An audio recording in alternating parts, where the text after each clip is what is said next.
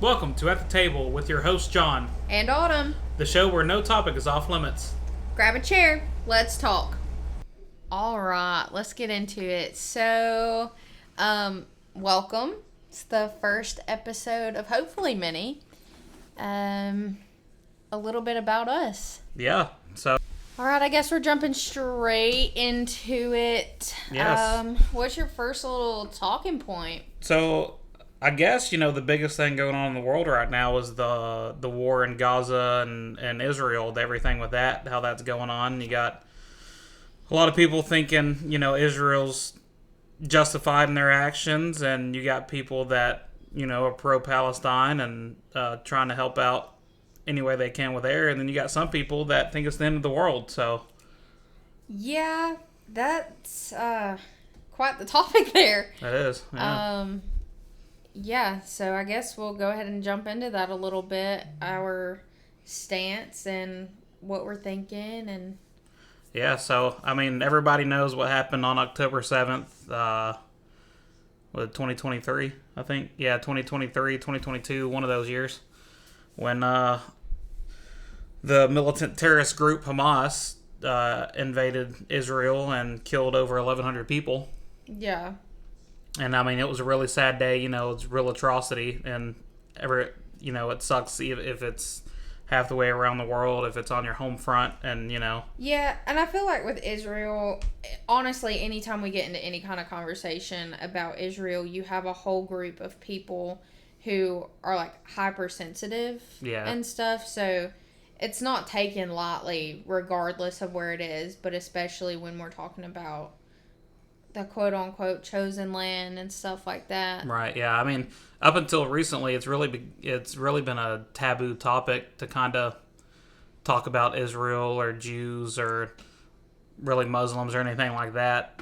But it's not something you bring up at the Thanksgiving table. No, it's definitely not. It's one of those things that, like, the one uncle does, and you're just like, okay, here we go. Yeah. Alrighty, thanks, Uncle I guess we get Jeff. to be Uncle Jeff today. Yeah. So, kind of where I'm coming from on it, I really do think that Israel definitely has a right to defend itself. Every country does. That's just, I feel like that's human, like, that's a right as a human and as a country. You should be able to defend yourself, especially when you have something like that. Over 1,100 people killed, 200-something people taken prisoner. And they did. They invaded the territory of Palestine, Gaza. They were going after these Hamas leaders and really doing a great job. But then it just kind of turned into, we're just going to do whatever we want and take control of everything. Feels like it's turned into a never-ending war. Right. Like it's just a continuous thing. Yeah. And at the time we're recording this, they just came up with the peace agreement, the third one, and that's the thing too. It's everybody's like, oh, this one's gonna be it, this one's gonna be it, but they've already made one or two in the past, and just has fell through every single time.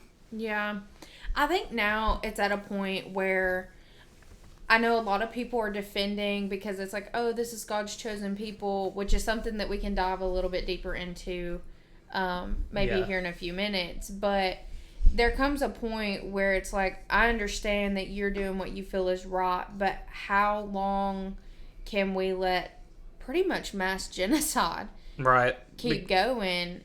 And, like, the fact that we're funding it, and it used to be that we were, like, low-key funding it, but now it's just wide out in the open that we kind of have a clear stance, I guess. Right, and I feel like, you see a lot of videos on other platforms that we won't name. Yeah. But, you see all these videos of, like, these kids walking down the street being held with no arms, no legs. It's just, that's not war, that's not defending yourself, that's just doing what you want and having no repercussions because of what country you are.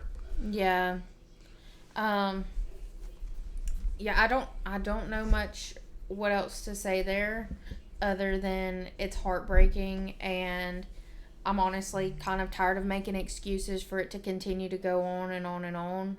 Right. And I feel like it's time for us to put our foot down and really be like, hey, this has gone on far too long and it's time to settle up Right. for real. I really don't think a lot of people realize just some of the numbers behind it. I mean, and these are some of the official numbers, so we're not making these up, but in 24 months there have been 67,000 Palestinian civilians killed, and that equals to 1 in every 33. So I mean, I just imagine like the United States, 1 in every 33 people killed like in your own home. That's almost 1 in every classroom. Yeah. If you wanted to like put a realistic picture to it, that's almost a classroom of people, and we're talking about one person in every classroom. Yeah. And I mean, war is war. I get it, because war has been around since the beginning of time. But when 28,000 of those are women and children, just bombed in the middle of the street, bombed in their homes. For no good, like realistically, no good reason. Like after a certain point when it was supposed to be over, like you're literally done, there's no reason to continue, and then we're just dragging it out. Right. I mean, Right. I feel like there's got to be something bigger at play here, and I feel that like people just aren't talking about. Right. I feel like later on we'll get into the Greater Israel Project, which is a thing that has been trying to happen for a while. Yeah. But I mean, it's just like you have all this money, you get millions and millions and millions of dollars funded to you every year, and you can't have some type of special operations to go underground and find these Hamas, in their underground bunkers and tunnels. They just want to blow everything up. Like, it's just they're clearing out the land for something else. Yeah. And that something else is like kind of part of what we've said, that we're kind of getting beaten around the bush and stuff at the fact that we think that there's something deeper going on, and I think that they're scared for us to figure that out. Like, we're talking about the numbers, and we're sitting here looking at about 270 plus journalists that have lost their life trying to document everything that's going on. Yeah.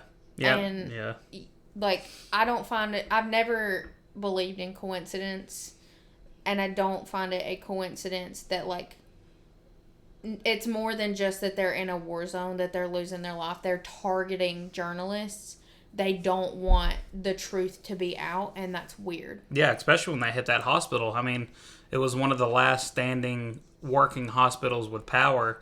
They bombed it because they said, they have Hamas under it. Then they waited 2 hours, had a bunch of journalists, had a bunch of worldwide people over there documenting everything, and then they purposely bombed it again and killed dozens of people over there, aid workers, journalists, responders. I mean, it's not... It comes to a certain time when it's like, enough's enough. Yeah. This isn't just about revenge. It's about something else. Yeah, I think as far as like... I mean, I'll be completely honest. I didn't keep up with a whole lot of world events for a long time, and I had to make myself like pay attention to stuff. But and then I kind of kept a wall up when I started paying attention to things. But when the hospital was hit, I think that was the first time that I truly cried about stuff that was going on that didn't directly affect me, but it definitely feels like it directly affects us. Yeah. Because like at that point, you're like, wait a minute, why? Right. And so I don't know. It just it felt a little bit harder. It went a little bit deeper, and then I guess that emotional point of view translated when we looked further at them. At the targeting. Yeah, targeting of certain... Because, I mean, like, we are not anti-Semites. We don't hate Jews. We don't hate... Don't hate anybody. Anybody because, I mean, we're God-fearing Christian people. Called to love everyone. And, but it's just really weird because they're not only targeting Hamas and, Muslims and stuff like that, but they're also targeting Christians in Gaza and in the Palestine territory too. Yeah. I mean, to go into our next kind of talking point, there was a Catholic church in Gaza where they just mistakenly hit at one point, Quote but unquote though, but yet you have $30 million missiles that you can guide easily. yeah. I mean, how do you accidentally hit right, a religious right? like, And space? I mean, we've seen videos, and it's crazy. I don't know if any of you guys have seen it, but they're just holding mass, which is the Catholic church service, and there's just literally bombs going off outside of this church, and the doors are blowing open, the windows are blowing open, and they're just carrying on. And I think like really a lot of Christian people in the Western civilization really they don't realize how lucky they are, and right. like They don't really have a deep understanding of what gravity persecution is on an extreme level. Now I know like a lot of Christians, they are persecuted, you're called names. for sure. You have people like Charlie Kirk that was assassinated. Yeah. Big Christian, spokesperson, not only political, but he was a Christian spokesperson as well. They just like that is the worst thing that's happened over here in a long time, and yet you look at Gaza and these churches that are literally getting blown to pieces, and yet they're still inside the church worshiping and praising God. Yeah. It's the dedication that it takes, and then like I don't know, it's just like, I guess, a sense of peace even though everything that's going on around you. Yeah. Just being there, you're just like, what else can I do except for be here? Yeah, and I feel really over there, I feel like not only the people of the Palestinians that are under attack, but I think it's a lot of the Christians too, because, I mean, a lot of people think, oh, we go to Israel, they love us, they welcome us and stuff, but you see people all the time getting spit on and spit at for being a Christian because, I mean, at the end of the day, Jews and Christians don't line up on almost anything except that God is there, I mean, they don't believe that Jesus is the Messiah. When later on we'll get into that and kind of the Talmud and the Torah of where they believe Jesus actually is. Yeah. I guess we could dive a little bit into that if you wanted to, like where our kind of views are. I mean, obviously we can kind of tell by just the intro of this, but what we're looking at and where we're sitting, our point of view, so on and so forth, and kind of how that relates to the motions behind what we're doing. Does that make sense? Like, the way that we look at this situation. Oh, for sure. Yeah. Yeah. Because, I mean, we really align a lot with the Catholic Church teachings. Yeah. A lot of what they think. We're not actually Catholic ourselves. I was born baptized, and I was just never confirmed. And but really, a lot of these world events and stuff has really made me look back on the teachings that I remember being taught, and really diving more into it. Just the wide spectrum of difference between like a Protestant view, an Orthodox view, a Catholic view, and really just aligning up with that, being able to stand back and look at everything in the world that's happening. I completely agree. And one day we can save it for another episode, everything that I guess I'm kind of walking through now, but to briefly explain just so the people kind of know my headspace. I've been a Protestant my whole life. Been to a couple different types of churches, I guess you could say, but recently, within like discussion in our marriage and stuff like that, we wanted something that felt a little bit more, it just felt like it was a little bit more focused on God, and it caused me I wouldn't say caused, I don't know. It just led me to dig in a little bit deeper into Catholicism and what that looked like for me. Um, so I would say that I'm definitely walking a different path now and figuring stuff out. So my mindset on this definitely leans more towards like a Catholic point of view. I definitely have a better understanding and building a better relationship with God in that way. And just trying to figure out what life looks like for us as we transition from being Protestant to Catholic, I guess. I guess you could kind of compare it to just like slowing down and stopping for a minute. Mm-hmm. And it's not like we stopped believing or stopped our faith or anything, but it's more like it was growing up.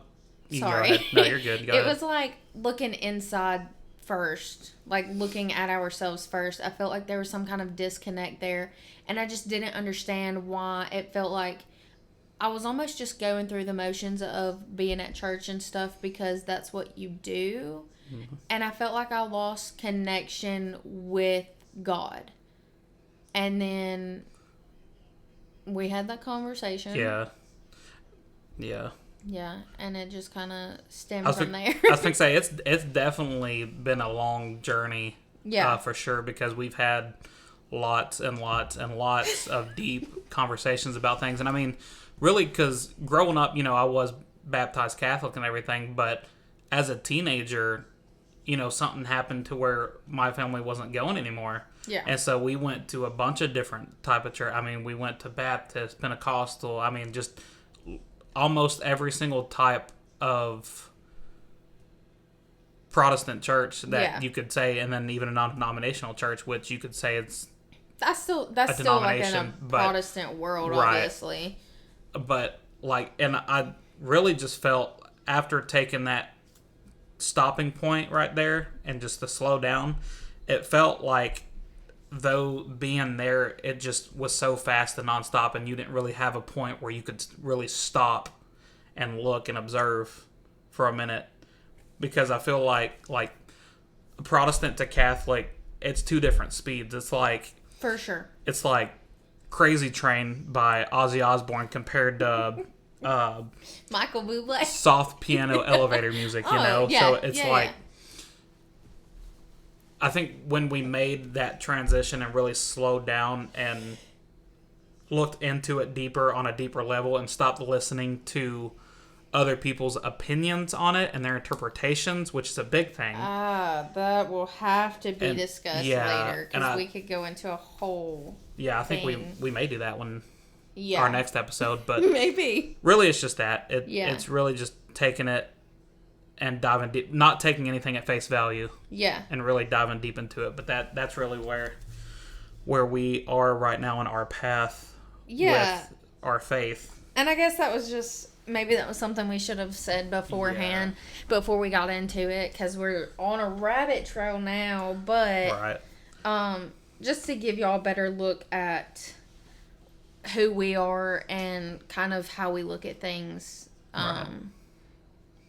So that maybe either you can educate us or we can educate y'all and be able to have discussion and hear people without feeling like just because we're from or are part of two different points of view, maybe, that doesn't mean you can't have a decent conversation. Absolutely, yeah. And I mean, if you guys have any questions or comments, or you want to tell us something or ask, leave a comment. Absolutely, yeah. Because I think I would love to hear from more people. Absolutely. And then, I mean, really, even if you want to reach out and learn what we know and we learn what you know, just reach out to us on any of our social media pages. Yeah. And our email will also have in the description. Mm-hmm.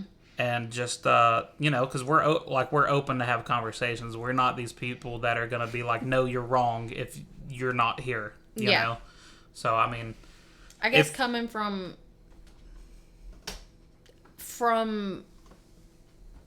an opposing view, we're willing to hear the opposing view. Right. And have a conversation. But I think we need to circle back. Yeah, let's circle back. Get into a little bit of what we were talking about before, and I guess stuff that like we feel like hasn't been talked about enough, maybe. Yeah, that's fair. Really, I saw this article now that you mentioned that.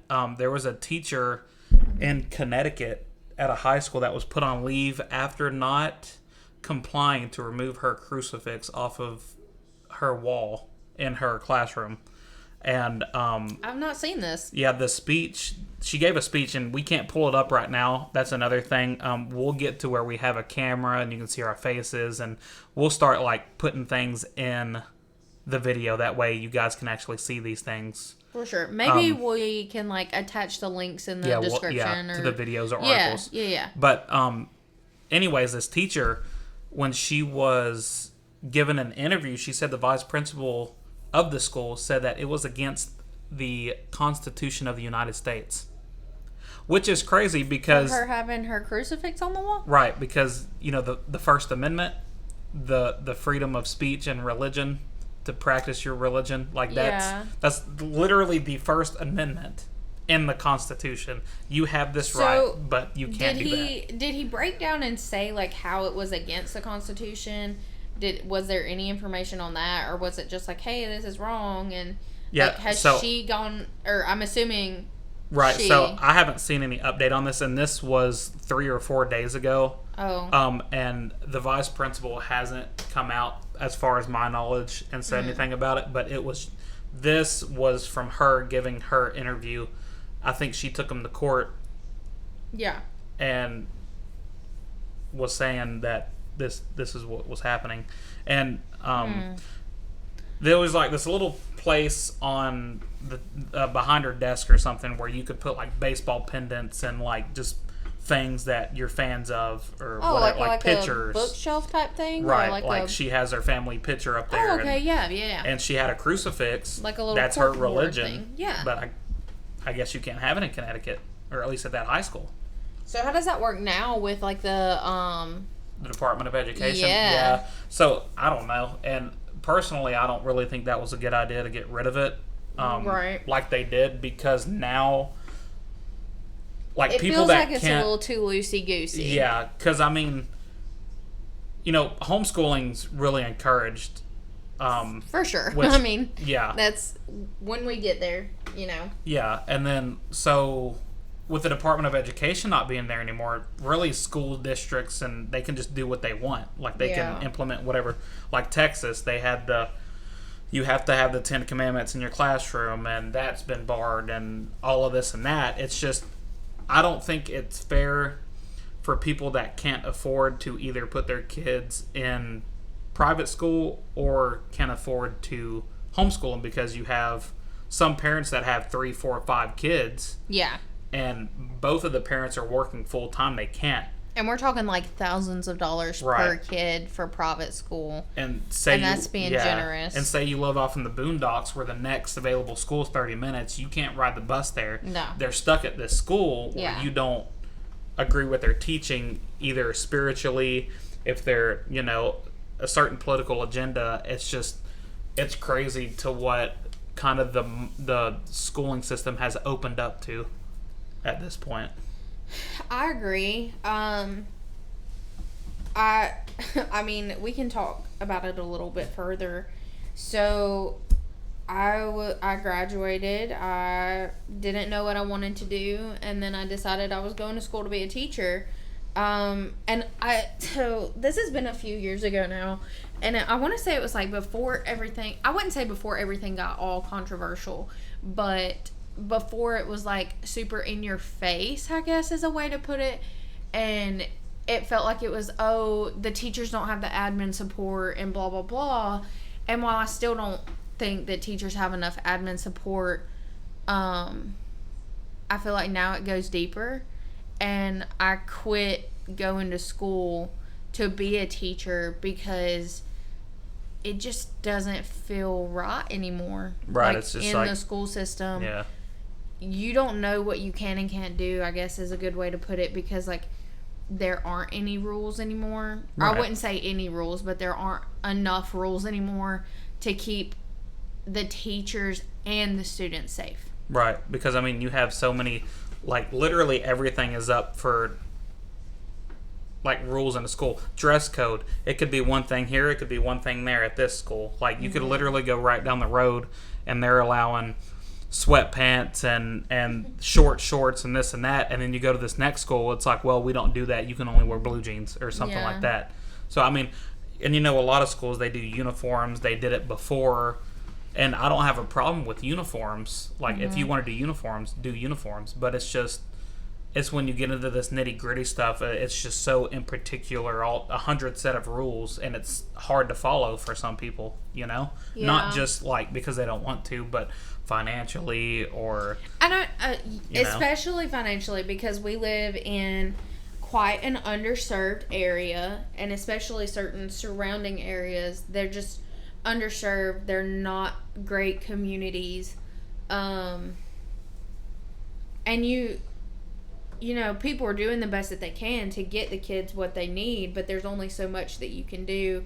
And it's like, as much as I wish that we could put everybody in a homeschool program or in a private school position, like, that's not possible. Yeah. But I don't know, I guess I kind of lost track on where I was going with it, but I think that while it looked like it was going to be a good idea to get rid of it, it has not turned out the way that everybody thought that it would. And I would go for, you know, I would have rather just them re-evaluate it and redefine it and, you know, like tweak it up. Like take certain things that you know everybody can agree on that are not good or are good, and implement those and take those away. Like repurpose the Department of Education instead of just getting rid of it altogether. You know, I mean, we'll go on a kind of a crucial topic right here, but it's kind of like a church. Yeah. If you don't like a church, well, they just go out and make a new church and just, you know, we're not going to do this because we didn't like it at the last one. Yeah.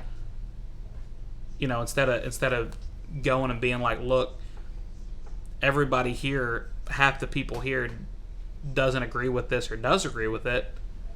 Let's come to a conclusion. Let's look at it biblically, you know, but people have their own interpretations and they go off and do whatever. I mean, I feel like that's kind of the same thing that's happening now with schools, is because it's so free. Like, you know what, we don't like this, so we're going to do this. Now I'm seeing the connection here. Kind of the comparison. That, like, I see what you're trying to say now. Okay. Yeah. It was, like, really... It's kind of almost a rabbit hole, but it's like, yeah. It's like, what? Yeah, I was a little bit lost there for a second. But, yeah, I mean, so I guess that's kind of all really just the big topics we wanted to get out in this first initial episode. I don't know, and I feel like we didn't dive deep enough into it. Yeah. But I don't want to turn this into, like, hours long. No. This, I feel like this will probably... Each show, we probably want to aim for an hour, maybe an hour and a half. We'll try. You know? That, Never mind. We're not going for 4 hours. We're not going for 4 hours like some podcasters do, if you know what I'm talking about. I was just going to make a silly little comment about, like, you know, Sunday service, and you're trying to get out by 12 o'clock. Oh, yeah, trying to get, hey, guys, it's time to go. Let's go. We got to beat everybody to the Cracker Barrel. No. But it's not going to turn into that, but...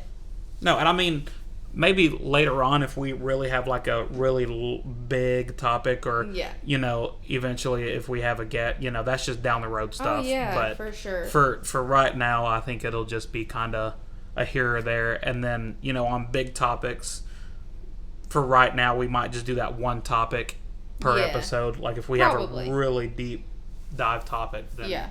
And I think the days that we're trying to release episodes and stuff for y'all, we're going to end before the weekend starts. I think we're going to try and end everything with our game predictions. Yes. So, yeah, we'll do our sports segment last, which is what we're fixing to get into right now. So, look, NBA... basketball, it goes by almost every day. I mean, there are games literally every day. Same with NHL. we probably won't get into those type of things. MLB's in the playoffs. We can talk about it we can talk about MLB a little bit, which we'll go ahead and do first. I'm not going to lie. I'm not well versed in a lot of the sports. I try my best. Yeah. So tonight we got the Detroit Tigers and the Seattle Mariners playing. Okay. So we can't, I'll be biased on this one. Yeah. And say that go Mariners. Yeah, Seattle. Yeah, because somebody we know is a really big Mariners fan. Yeah. So hopefully they can win that one. It is Game 5, so the winner of that will move on to the ALCS, which is their conference finals.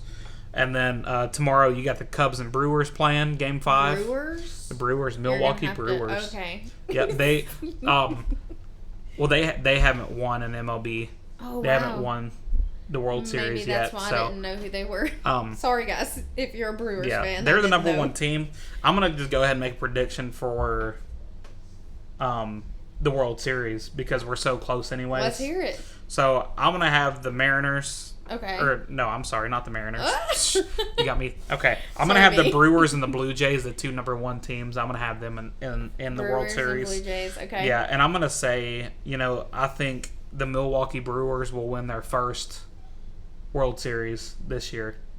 They've got almost 100 wins. They're 3 shy of 100 wins on the season. Oh. The Blue Jays are good too, but I just feel like Milwaukee has the momentum to go all the way this year. I would like to see it for them. Let's say 2025 is their year, and they're going to take it home. And then the Red Sox will win it next year. All right. Oh, yeah, for sure. Yeah. Big Red Sox fan here. All right. So that's about anything Boston. Yeah, so that's MLB. Their season is almost over. But we'll get into the best sport in the history of the world, in the history of all time. Sure. Which is college football. Oh, I thought you were going to talk about softball. Oh, no. Absolutely not. No offense to my ladies. I'm just saying college football is the best sport. But anyways, I guess so. We'll get into it. We're real big SEC people. We live in the South, Southeast, big SEC. War Eagle from both of us. I'm just saying. Yeah, I am. It's Auburn. Auburn definitely has my heart. I have a top 3. Maybe a horns up. Maybe a little bit. Oh, boy. Yeah. But I have a top 3, but Auburn is my heart is over there. Yeah, it always will be. It will. So, first game, tomorrow, like they know what day it's going to be. Saturday. Yeah, Saturday, October 11th. That is the week. You got 11 a.m. kickoff. You got Alabama at Missouri. Mizzou? 8 versus 14, top 15 matchup. Alabama has been on a real hot streak ever since their Florida State game. But Missouri undefeated. I mean, it's probably the game of the year for Alabama looking at it. Georgia was kind of a letdown game. Missouri's got a hot running back. He has got 730 yards through 5 games. And the closest person to him has like a little over 400 in the SEC. I mean, this dude is on another level for running back. So we're going to make our prediction. Who do you got? Missouri, Alabama. The line spread right now is 2.5 Alabama, so Alabama is the favorite on the road. It's close enough for a pick 'em. They're on the road? Alabama's on the road at Missouri. 11 a.m. kickoff, so that's the big thing. Is that early morning kickoff? I don't say this often because it's like a big no-no in this household, but I think I'm going to have to go Alabama on that one. I'm sorry. Yeah. I'm sorry. I mean, I think that because they got a little bit of oomph behind them right now, that it may be a close game, but I kind of see Alabama pulling that one out. Yeah, they do have a lot of momentum, and everybody's kind of like on the Ty Simpson Heisman hype right now. He's had a couple good games. They're all like, can he, Yeah. I mean, he's got 13 touchdowns, 1 interception for the season. He had a little shaky game against Florida State, and that was it. So he's really been on fire. But I'm going to have to go with Missouri. I feel like that's fair. I know, I am not an Alabama fan, of course. I'm an Auburn fan. Yeah. You're a Bama hater. But I think this is prime trap game environment. Maybe I changed my opinion. Yeah, I mean, you have... It'll be neck and neck, though, I think. You're a couple states away. You're in the Midwest. You're in Missouri. Yeah. It's 11 a.m. kickoff. They're going to be sleepy, out of the hotel, on the bus. You're going to have Missouri that's 5-0. This is the best team. They had a really good team last year, but they have the potential to have a 9 or 10 win season this year. Yeah. So I'm going to have to go with Missouri for the upset before Missouri goes and takes on Auburn next week. All right. I guess we'll give it to Missouri. All right. So... Missouri. 2-0 vote for Missouri. We'll keep a record of this kind of for the rest of the season, our records and stuff, and we're gonna predict these games on how we think it's going to happen, not how we want it to happen. Yeah, for sure. Because obviously, if Alabama's playing Eastern Michigan, I'm not gonna pick Eastern Michigan. Come on, really? Okay. All right, let's get into the next one. Yeah. Do you want to say this? Because I can't say it right. The Red River rivalry. Yeah, that is a tongue twister. I cannot. Red River rivalry. Yes, what is this? Their showdown. They have their fair with this game or no? At the Texas Fair, Austin, right. Texas, the Cotton Bowl. I'm just gonna go ahead and let y'all know right now. This is where the slightly different shade of orange starts coming out for me, and Texas. I've gotta horns up on this. Yep. So it's Saturday game, 2:30 p.m. in Dallas at the Cotton Bowl, classic stadium, one of the best rivalries in all of college football.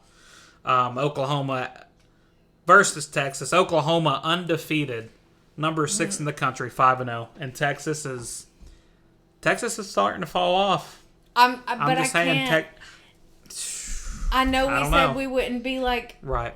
fans over here, but the fan in me has to come out, and I've got to say, horns up. You know what's crazy about this game? It's their game. Texas is 3-2, not ranked. Yeah.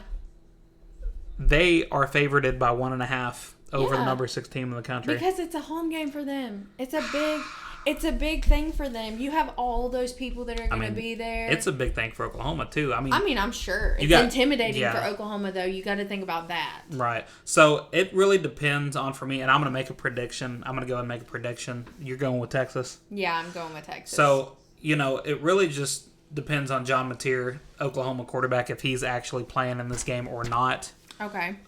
He was the preseason Heisman favorite. And he's had a really great year until he broke his hand playing against Auburn, his finger. Ooh. So he is trying his hardest to come back. He's listed as probable. Okay. So I think if he comes back, he starts, he has a great, he's 100%. I think Oklahoma probably wins this by a couple touchdowns.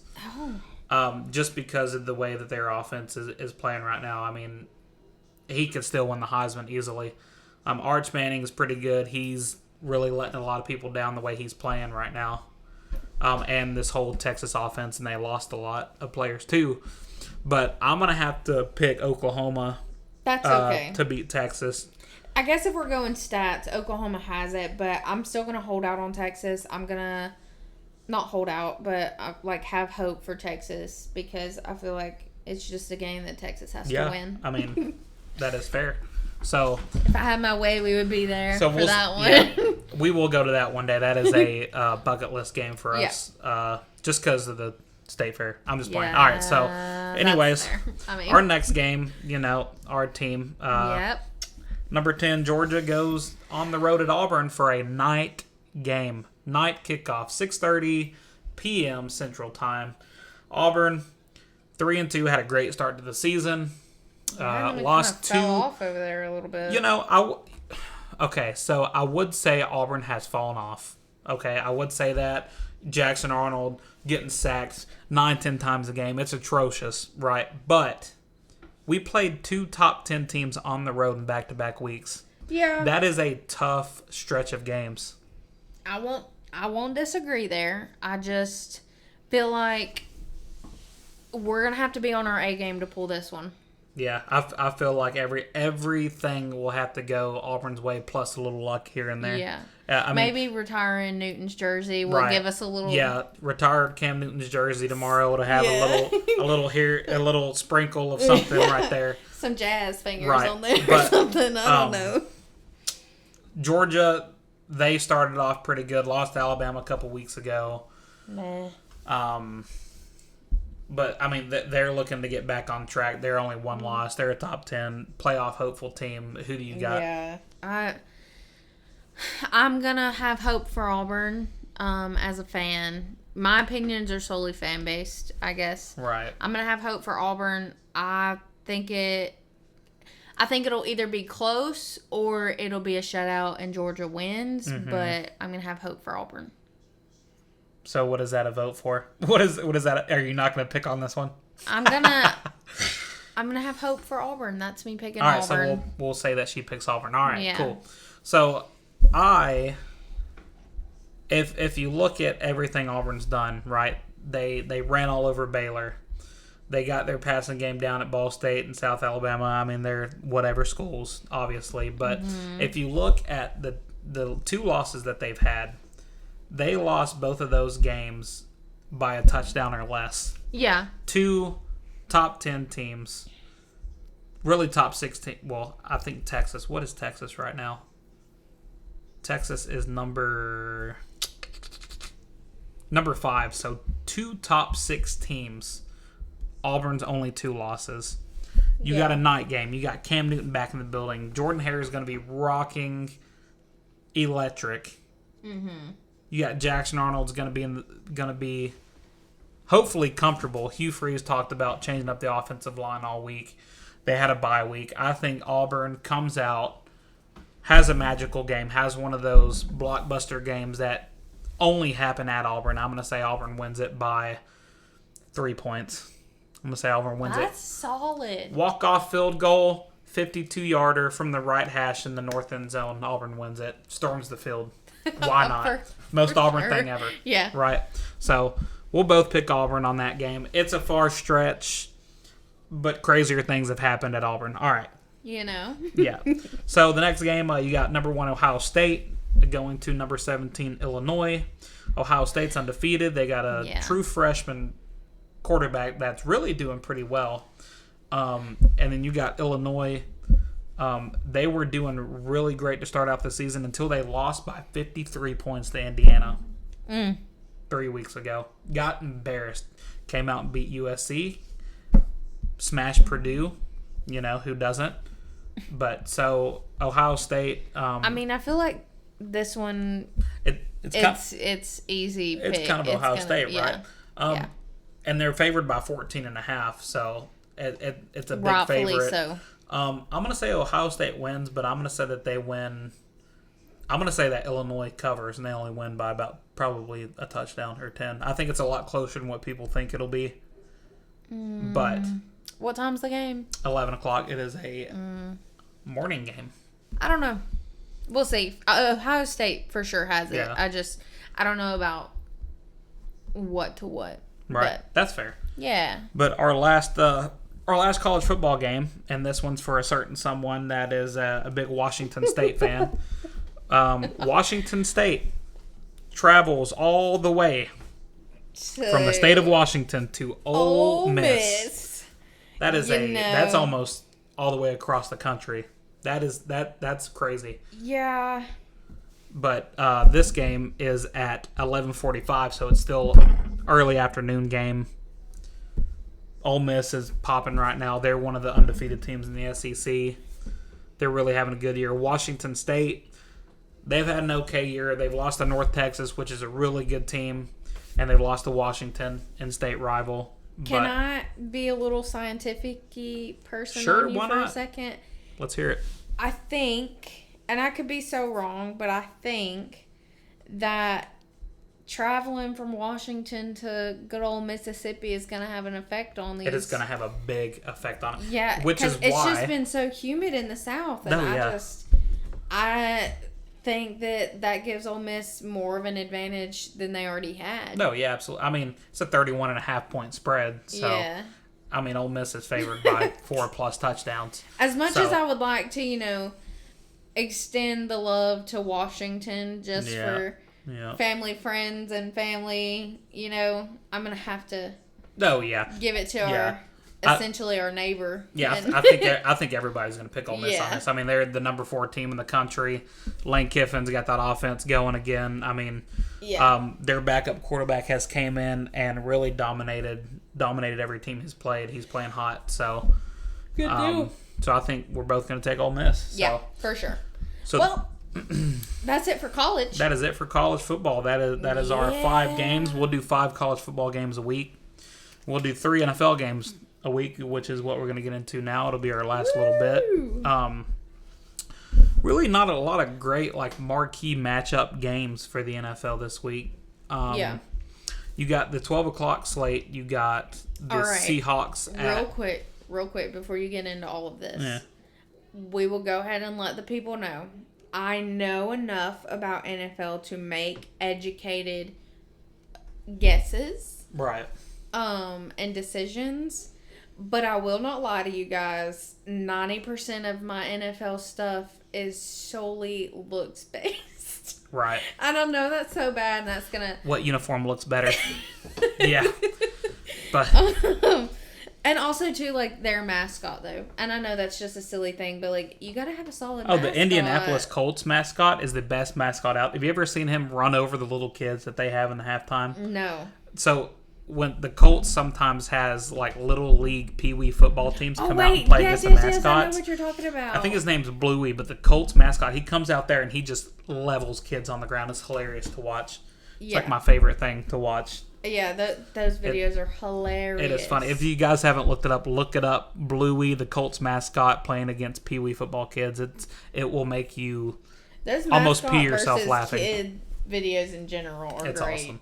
But I mean, so NFL, it's a little harder to predict NFL just because it's a lot different from college. I mean, you had the Eagles. I mean, you had the Giants beat the Eagles by 17 points last night.